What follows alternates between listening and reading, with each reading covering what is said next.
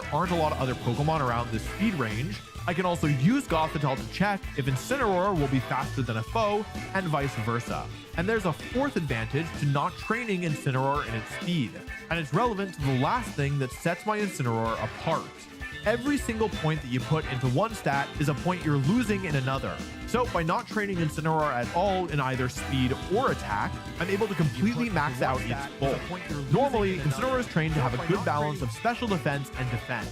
But that's not what I'm doing here. Instead, this Incineroar is almost entirely trained to survive powerful special attacks. This is all because of one Pokemon, Ursaluna Blood Moon. I mentioned earlier that it can KO all of my Pokemon in a single hit, but that's only with Life Orb Paranormal Blood Moon, a move that both requires Terastallization and has the restriction of not being able to be used twice in a row. If I can Parting Shot Ursaluna, my other Pokemon can handle it, but Incineroar is weak to Earth Power, Ursaluna's next strongest attack. So, I decide to focus entirely on surviving this specific attack, something that no Ursaluna player would ever expect. I'm able to survive it 75% of the time, and Life Orb Paranormal Blood Moon 50% of the time. These odds aren't great, but in a pinch, I'm willing to gamble on them, especially as there's nothing else in my team that can take a hit from Ursaluna. Having this much special bulk is also just useful across the board. When I played Marco in the Grand Challenge, I was only able to win because my Incineroar survived Pelipper's Weather Ball in the rain, something that normally wouldn't be possible. With Intimidate effectively increasing Incineroar's physical defense, I'm comfortable training it to be mostly specially bulky. As I close out Incineroar's EVs, I can mention one last Wolf's trick hidden within this team. In fact, it's hidden in almost every Pokemon on it.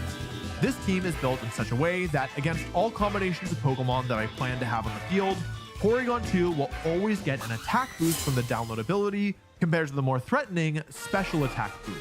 In fact, in the hundreds of practice games and 50+ tournament games that I've played with this team, I never once allowed Porygon 2 to get the special attack boost. I pack a bag and hop on the plane to Toronto, ready to perform what will likely be the Scarlet and Violet swan song for my favorite strategy. Part of the reason I even decided to go to Toronto in the first place was so that I could spend more time with my friend Gio before he moves. And as luck would have it, we actually ended up on the same flight there. We picked our seats so we could sit together, so even if the tournament goes poorly, I'm at least glad I'm getting to spend some more time with my friend. Now, Gio actually isn't the only editor on this channel who is going to Toronto. Wit, who is the lead editor of this video, decided to go too. Most of the footage you'll see of the behind-the-scenes moments come from him.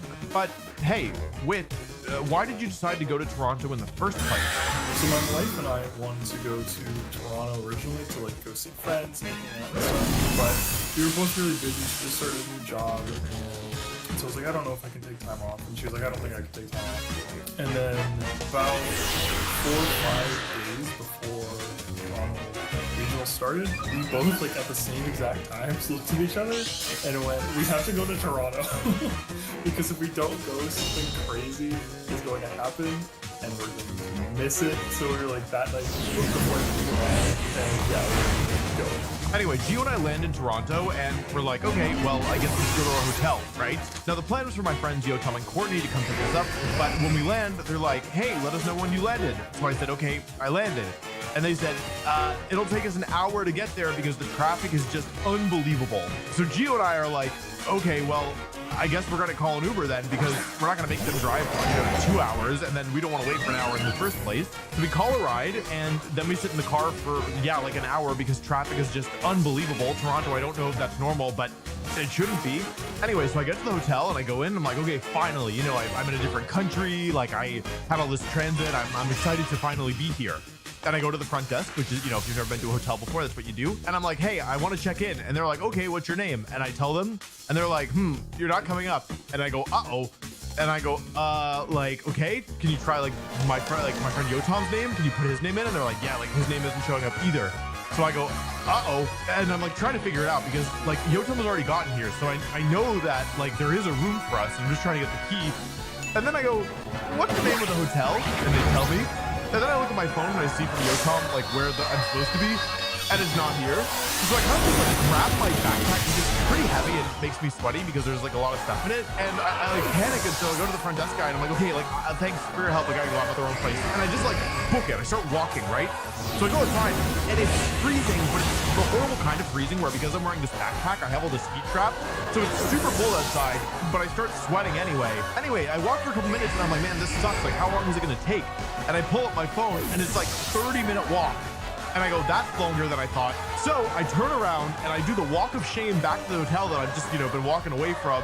And I go back in and I make awkward eye contact with the guy at the front desk. And then I call another Uber and I eventually make it to the hotel where I was supposed to be, which has, I kid you not, a window that looks into a full indoor baseball stadium. Something you might not know about me is that not only do I really love sneaking into empty stadiums, but I would also say that I have something of a natural gift for it. Virginia Tech, if you're watching, Lane Stadium is not safe for me. Honestly, neither is Castle Coliseum. That's for all my Hokies. Anyway, in that moment, I decide that if I have the time, I'm going to try and sneak into the baseball stadium that is calling to me through the hotel window like the Green Goblin mask. With my mission self-assigned, I head to dinner with friends. I've never been to Toronto before, but it seems really nice from what I can tell, though it is truthfully already pretty dark by the time that we're walking to dinner. By the time we finish, it's getting late. I'm staying with Yotam and Yuki, and the three of us head back to the hotel to get a good night's sleep. I wake up the next morning feeling pretty good. I slept well. A common trend in these tournament videos that you may or may not have noticed is that I tend to have trouble sleeping the night before these big events, which always leads to a bunch of comments of people telling me that I should just sleep better. Thanks for all of your advice. So, me and the boys roll on over to the venue, check in, and wait for the games to begin.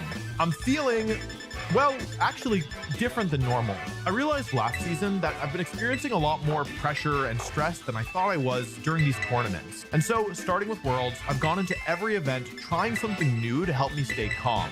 The new method that I'm trying this time, well, it makes me feel a little bit different, but different isn't always better. Okay, I realize that you're probably wondering, like, what is he talking about? What is this new method? I'm not telling, that's a secret. I will tell you if I win Worlds, otherwise I'm not talking. A lot of a Pokemon tournament is waiting. Waiting for the pairings to go up, waiting for the round to start, waiting for your friends to finish, waiting for the next round to go up, waiting for the final standings. It probably doesn't sound like a big deal to those of you who have never experienced it, but the pressure, anticipation, and weight of every game you've played thus far build and build throughout the tournament. And not having any outlet for them in a game as mental as Pokemon is a far larger challenge than you might expect. When you're playing, at least you feel like you can, do something. But for me, the waiting is often the worst part. The closest feeling that I have personally experienced to this is when I was a kid and I confessed to my crush over text, waiting for them to text me back without knowing what they'd say.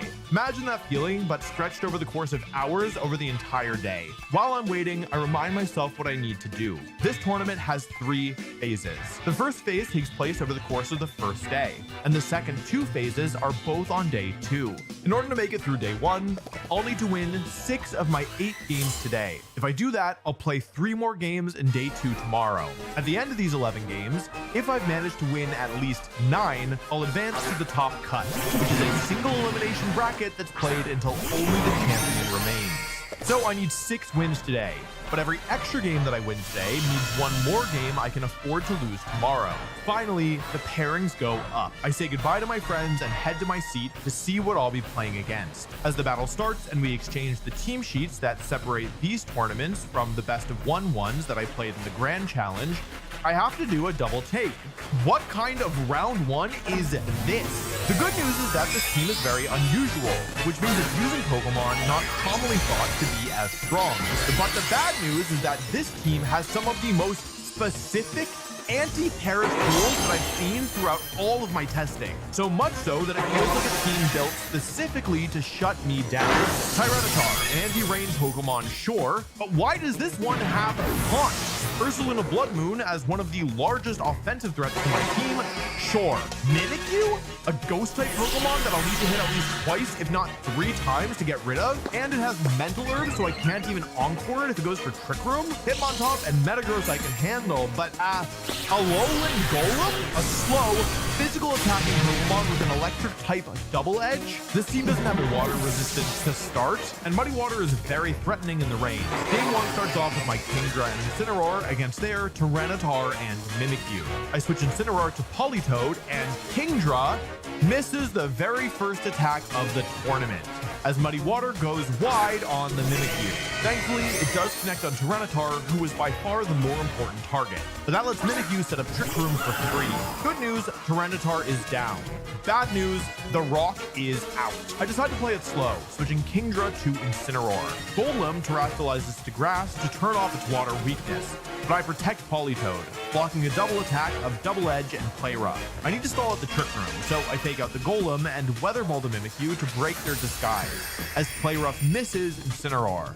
Now, with Golem at -1 attack, they're feeling pressure to switch, so they bring out Ursaluna as I switch Incineroar to Gothitelle. I terrestrialize Politoed just in case, and Play Rough does almost nothing to Gothitelle as a Weather Ball hits Mimikyu. Now it's the last turn of Trick Room, and I have a pretty safe play of Fake Out into the Ursaluna and Weather Ball into Mimikyu for the KO. However, they have that Grass-type Golem in the back, and that means that Ursaluna can't terrestrialize. I realize that they could just switch Mimikyu to Golem, which would cause my Weather Ball to do nothing, but Ursaluna can't switch because of Shadow Tag. Of course, it could protect, but with Trick Room ending, that would leave it vulnerable to Encore the next turn. The turn starts, and Mimikyu stays in, but Fake Out hits Ursaluna, who doesn't protect. Politoed moves next, and Weather Ball KOs Ursaluna in one hit, as Mimikyu goes for a Trick Room, returning the Twisted Dimensions to normal. Finally, my opponent only has 2 Pokemon left, and I can Perish Song and win the game. Now, obviously, I came into this tournament hoping to win the whole thing, so you might not think that winning just a game would mean all that much. But the truth is, every time I enter a tournament, I know that things can go south at any point. And in the past, when I've lost game 1 of a tournament, it typically isn't a very good sign of things to come. So here, it's not that it's a huge shot, but it is still a small victory nonetheless. But every set is best 2 out of 3. I need to win another game to win round 1, and now my opponent knows what I'm going for. So I decide to switch it up. No way are they going to lead with Tyranitar again, right? This time, I'll leave Kingdra behind and focus entirely on my Perish mode. The game begins with Mimikyu and Hitmontop against my Politoed and Incineroar. I realize that by leading Hitmontop, my opponent has given me a huge opportunity. If I can trap it on the field, I might be able to turn this battle into a 1 against 2. I switch Incineroar to Gothitelle, but unfortunately, Hitmontop Fake Out's Politoed, meaning I can't do anything as Mimikyu sets Trick Room. But this Fake Out hurts them more than it hurts me, as I'm able to use my own Fake Out to stop the Hitmontop from moving, and then Encore from Politoed to force Hitmontop to use Fake Out again for the next 3 turns. A move that, as you probably know, only works on the first turn your Pokemon hits the field. Shadow Claw does come out and do super effective damage to my Gothitelle, but thanks to the Intimidate, it barely does 40%. I protect Gothitelle and block another Shadow Claw as Politoed Weather Balls Mimikyu to break its disguise, while poor Hitmontop is forced to Fake Out again, failing the move that once seemed so helpful. My plan here is to whittle down the Mimikyu with another Weather Ball so I can finish it off with a move from Gothitelle, Politoed, or Incineroar. Once I do, my opponent won't be able to switch, and I can use Perish Song to take 2 more KOs before finishing the game. Of course, Gothitelle is in some danger here. Shadow Claw's not supposed to KO, but it will if it crits, and the move has a heightened crit rate which makes it happen 1 out of every 8 times. I do not want to risk a crit, but I also don't want to break my Shadow Tag lock. What should I do?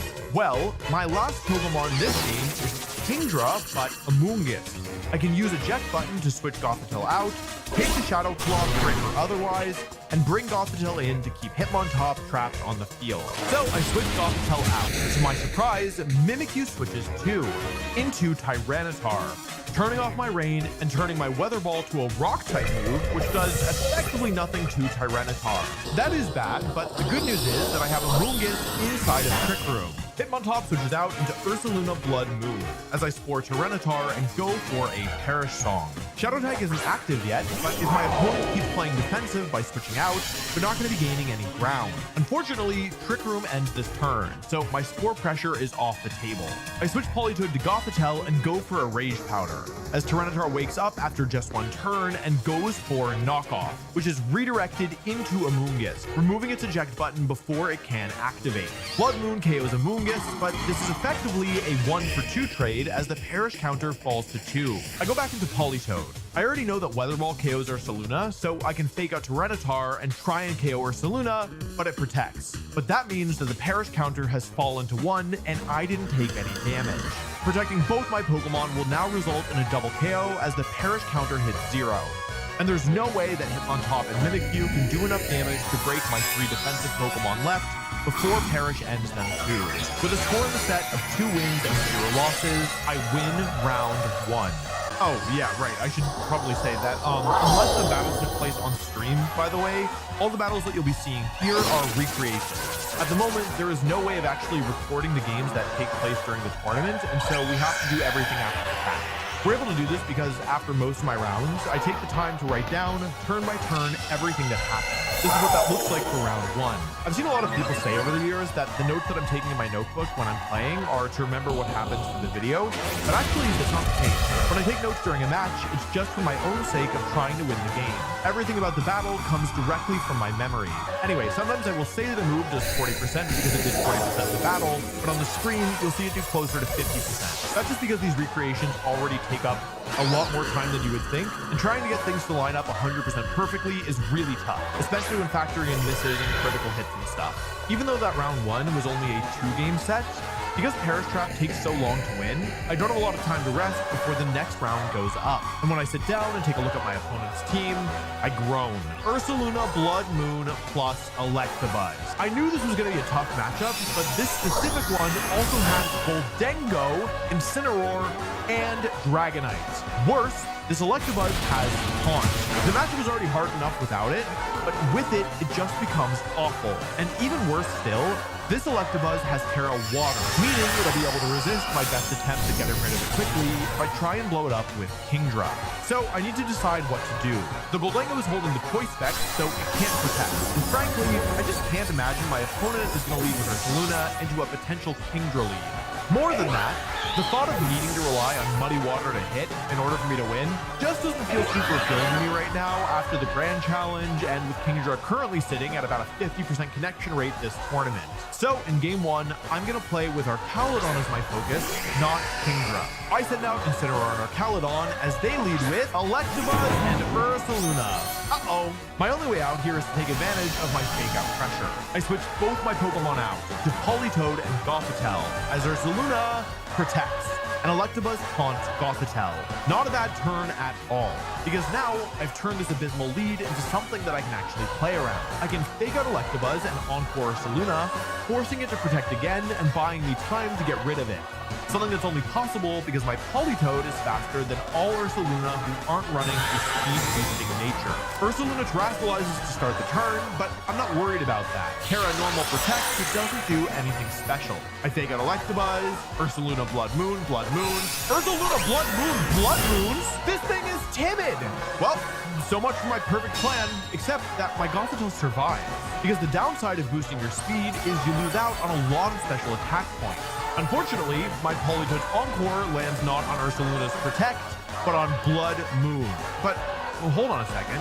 Blood Moon isn't allowed to be used twice in a row. But how does that work with Encore? This is an extremely niche mechanic, but I need to know what Ursaluna is going to do here in order to plan out my turn. If it'll struggle, then I should attack. But if it can Blood Moon again, then I need to protect. What should I do? With my time ticking down, I suddenly hear a voice in my head like Professor Oak telling you you're not allowed to do a sick kickflip off of Nurse Joy's desk.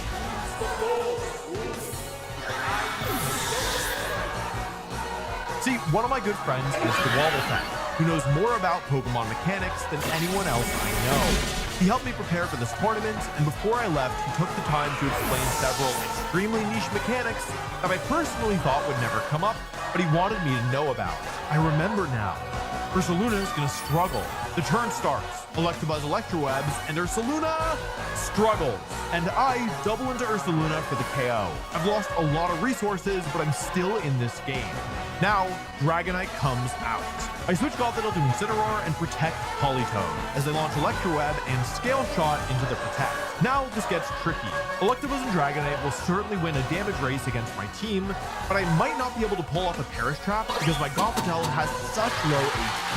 That being said, there might be another way for me to win with Perish Song here, with one of my advanced techniques. I've talked a lot about how much I love Perish Trap and how much I've tried to make it work over the years. One side effect of this is that I have developed a number of advanced techniques. Moves that you would never go for normally, but I'm able to spot when they can work because of the sheer level of mastery I have over Perish Trap. Here, I'll unveil the first of my advanced techniques, Overcrowded Anthem.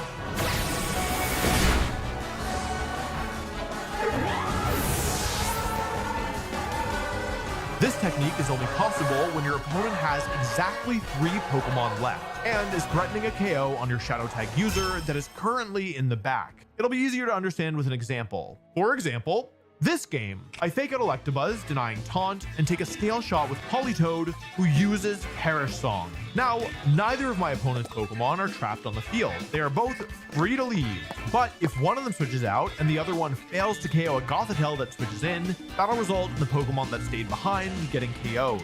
My opponent, realizing this, decides that their safest play is to attack with both of their Pokemon to increase the odds of hitting Gothitelle as it switches in by trying to cover for both slots. But I don't switch Gothitelle in. Instead, I protect both of my Pokemon. A completely bizarre play out of context because Perish Song is ticking down and the opponent still isn't trapped. But my play does exactly what I was hoping, as the situation is now the same as the turn before with the Perish counter 1 turn lower. However, both my opponent's Pokemon are still not trapped. Gothitelle has to switch in this turn and my opponent has to call which Pokemon it's coming in for. I switch Politoed to Gothitelle and the opponent doubles it with Scale Shot and Electroweb, resulting in the KO. My Perish Trap is broken as Incineroar knocks off Dragonite. But is my Perish Trap broken? Shadow Tag is gone, but the Perish counter is at 1. And this is the true goal of Overcrowded Anthem. Both of my opponent's Pokemon are free to leave, but with only one Pokemon in the back still remaining, only one of them has a Pokemon to switch into. I've accomplished my true goal. I've gotten my opponent down to their final 2 Pokemon. The only question is, which Pokemon will they allow to faint the Perish Song? I send out our Caledon to replace the fainted Gothitelle and wait to see which Pokemon they're going to sacrifice. They saved Dragonite, switching out to Whimsicott. I was truthfully expecting Goldengo to be their final Pokemon, as I switch Incineroar into Politoed, resetting the rain. Unfortunately, they taunt Politoed, preventing me from using Perish Song next turn. Electabuzz faints to Perish Song, and Dragonite is forced back in. I switch Politoed to Incineroar as they protect Dragonite and set Light Screen, and I predict that, calling that they're not going to use Encore, and instead of switching out our Caledon, attacking with Flash Cannon, which Whimsicott survives. Unfortunately for them, our Caledon outspeeds Whimsicott, and Flash Cannon finishes it off as Incineroar stops Dragonite from moving. Up 3 against 1, I win game 1. But that was a little bit close for comfort. I definitely need to bring Kingdra in game 2. I do not want to have to deal with that Electabuzz Ursaluna lead again without it, as game 2 begins with my Incineroar and Kingdra against their Dragonite and Incineroar. 2 Pokemon that can be trapped. I double switch to Politoed and Gothitelle as they go for Fake Out and Scale Shot into Goth. I Fake Out Dragonite and Encore Incineroar, forcing it to sit in the field and use Fake Out once more. I figure that here they're going to Scale Shot Politoed, but instead they aim at Gothitelle, leaving it with around 50% of its HP after the Citrus Berry as I go for Perish Song and Psychic into Dragonite. Perish counter at 3. Now, I would love to switch Politoed to Incineroar and protect with Gothitelle, but I need to keep Politoed on the field so that I can Encore their Incineroar again to make sure that it goes down to Perish. I could protect both of my Pokemon, which seems super safe, but this Dragonite has Haze, and after a Haze, they could KO Gothitelle with another Scale Shot. So, to cover for everything that I can see, I decide to use Encore preemptively. The turn starts with Gothitelle's Protect and Incineroar's Wasted Fake Out, but Dragonite just launches another Scale Shot, and thanks to a critical hit, Politoed loses about half of its health as Incineroar's Encore ends. Protecting both my Pokemon that turn would have been huge, because now I've lost a lot of HP. Encore ends, so I'm forced to Encore again into Incineroar as Politoed barely survives the Scale Shot and Gothitelle sets up Trick Room. I switched both my Pokemon out, which is a huge risk because if Dragonite attacks Kingdra, Scale Shot will KO, but the Scale Shot hits Incineroar, dealing only about a third of my HP. Perish counter hits 0. And my opponent sends out their final 2 Pokemon, Whimsicott and Ursaluna. For the second game in a row, they've left Goldengo behind. I switch Kingdra to Gothitelle as they Terra Normal Ursaluna, who I promptly fake out as Whimsicott sets up Light Screen. Now it's my turn to fake out for a second time in a row, which buys space for Incineroar to Parting Shot the Whimsicott. I send out my 36 HP Politoed. Wait, what? With only 36 HP, Politoed will surely go down if my opponent attacked it. And they did! Whimsicott uses Moonblast, but Politoed survives with exactly 2 HP, thanks to the Parting Shot, all according to plan. But now, I think I probably should lose this, because Ursaluna can just KO Politoed before I can set up a Perish Song. Except that it can't, because I went for this exact sequence of plays knowing that Politoed is slower than Ursaluna, meaning they have no way of stopping my Perish Song inside the Twisted Dimensions. I protect Gothitelle and Perish Song as they KO Politoed, but the damage is done. I go into Incineroar. Fake out into Ursaluna means that they cannot take a KO this turn, and though they do Encore me into Protect, they don't have the damage to win the game as the Perish counter hits 2. Protecting both my Pokemon puts the counter at 1, and with Kingdra still at full HP in the back, this game is over. I win round 2 with a score in the set of 2 wins and 0 losses, putting me at the same score in the tournament. But once again, there isn't much time before the next round. I meet up with my friends and hear how everyone is doing, but then it's time to play again. Unfortunately, my round 3 opponent also has Taunt Electabuzz, as well as Focus Sash Annihilate, Dragonite, and Terra Water Life Orb Goldengo. I'm not sure that this is a harder matchup than the last round, but it certainly isn't much easier. But in game 1, I'm able to get off to a huge early lead. My opponent leads with both ghost types against my 2 water types. And somehow, Kingdra hits both Pokemon with Muddy Water, letting Politoed KO Annihilate with Weather Ball. Even though Goldengo set up a nasty plot, it's lost so much health, and I'm able to keep the pressure on and set Perish Song up. I trade Kingdra for Goldengo, and then it's just a matter of waiting for Dragonite's Perish counter to hit 0.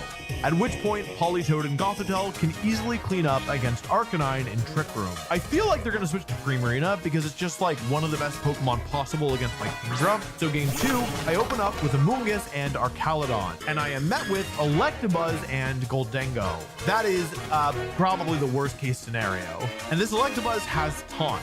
But here's the thing, Follow Me would basically invalidate 100% of my moves, and so I think my opponent's gonna expect me to expect them to go for Follow Me. And because of that, they probably don't really feel the pressure to go for it, because against the defensive play, it won't really do anything. This Electabuzz has Taunt, so they actually have something valuable they could do instead.